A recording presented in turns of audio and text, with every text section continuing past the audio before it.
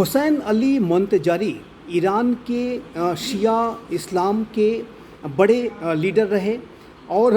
उनको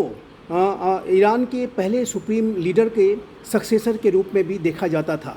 लेकिन 1988 में जो ईरान के supreme leader Ayatollah Ruhollah Khomeini के आदेश के बाद वहाँ पर पॉलिटिकल प्रिजनर्स के मास एग्जीक्यूशन को किया गया, उसको लेकर के मोंतजारी और रूहुल्लाह खुमैनी के बीच में मतभेद पैदा हो गए और ये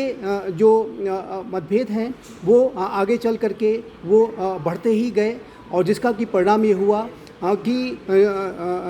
मोंतजारी, जिन्हें कि दूसरे सुप्रीम लीडर के तौर पर ईरान के पॉलिटिकल सर्कल में देखा जाता था, उनको अपना पद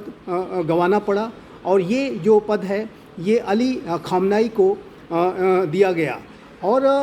जाहिर है कि मोंतजारी के जो ईरान के पहले सुप्रीम लीडर खुमैनी के साथ जो मतभेद पैदा हुए वो मतभेद ही सबसे बड़ा कारण थे जिसकी की वजह से रूहुल्लाह खुमैनी ने अली खामनाई को सुप्रीम लीडर बनाया। और जाहिर है कि जो मोंतजारी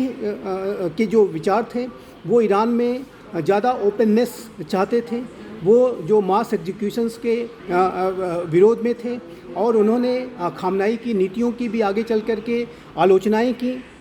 और जिसकी की वजह से उनको सुप्रीम लीडर का जो एक बड़ा पद है, ईरान का जो सबसे बड़ा पद है, उसको गंवाना पड़ा। और खामनाई जो कि शुरुआत से ही एक हार्डलाइनर छवि रखते रहे और उन्हें पहले सुप्रीम लीडर खुमैनी के द्वारा अपने सक्सेसर के रूप में चुना गया और वर्तमान समय में जब खामनाई ईरान के सुप्रीम लीडर हैं तो ऐसे में ईरान की जो छवि है वो एक सख्त और हार्डलाइनर